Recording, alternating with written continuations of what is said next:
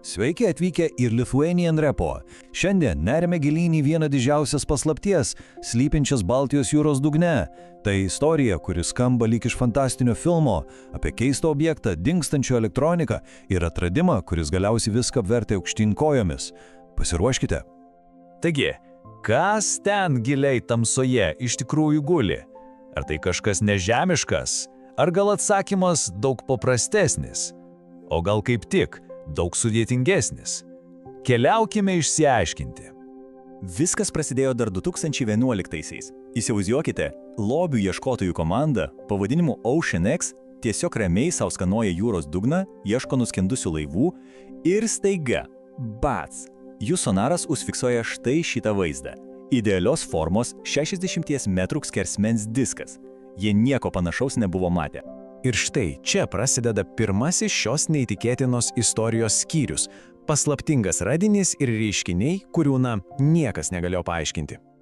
Bet palaukite, čia dar ne viskas. Kai komanda grįžo į tą pačią vietą, pradėjo darytis dar keisčiau. Tik pagalvokite, vos tik laivas susidūrė tiesiai ir iš to objekto, visa elektronika tiesiog išsijungia. Viskas. Palydoviniai telefonai neveikia, narų įranga, kameros irgi. Tarsi kažkokia nematoma jėga iš gelmių sakytų nelįsk. O pats objektas? Pažiūrėkite į jį. Ar nieko neprimena? Visas pasaulis tiesiog eiktėlėjo, juk tai tūkstantmečio sakalas iš žvaigždžių karų. Šis palyginimas akimirksniu pavertė šį radinį pasaulinę sensaciją. Ar gali būti, kad tai tikras sudužęs pradvėlaivis?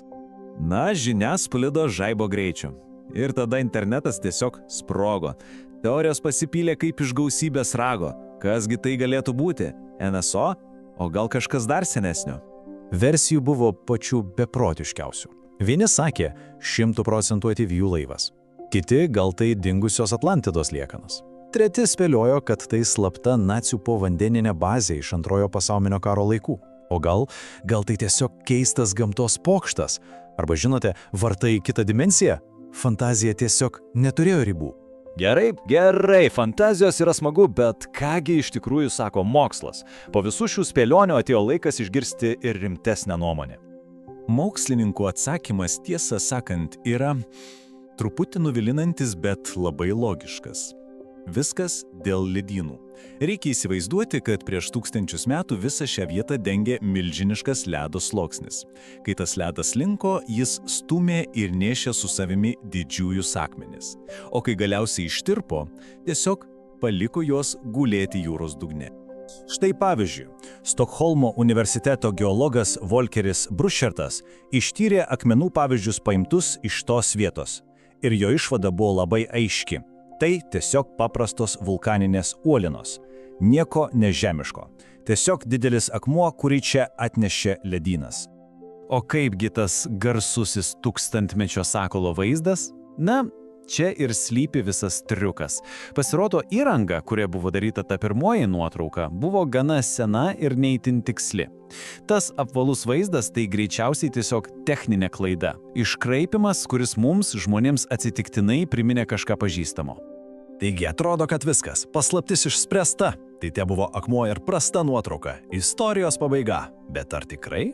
Ar tai reiškia, kad Baltijos jūra nebeslepia jokių paslapčių? O ne, būtent čia istorija pasidaro dar įdomesnė. Nes šis atvejus puikiai parodo, kad tikrovė kartais pranoksta bet kokią fantaziją. Ir kol visas pasaulis aptarinėjo netikrą NSO, mokslininkai pasirodo atrado tikrą stebuklą.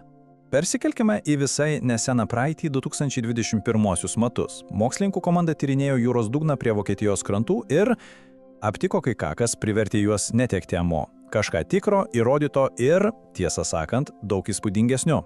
Jie rado sieną, ne šiaip sieną, beveik kilometro ilgio statinių po vandenį.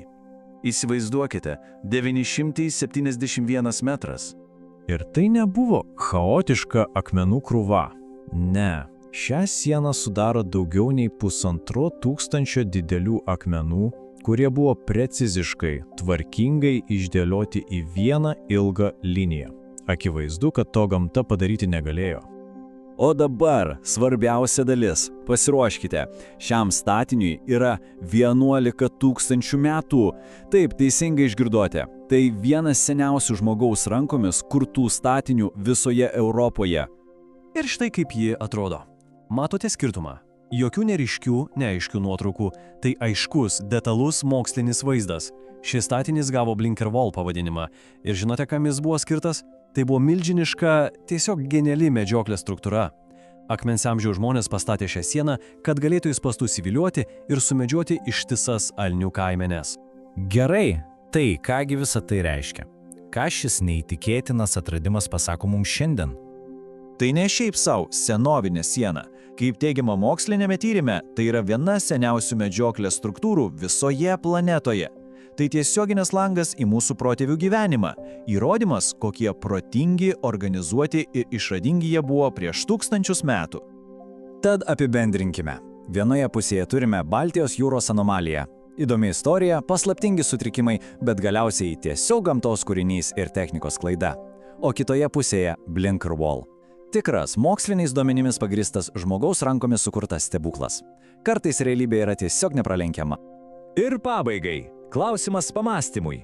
Jeigu tokia gigantiška 11 000 metų senumo siena galėjo visą šį laiką nepastebėta gulėti jūros dugne, tik pagalvokime, kokios dar neįtikėtinos istorijos ir paslaptis laukia savo eilės ten, gelmėse.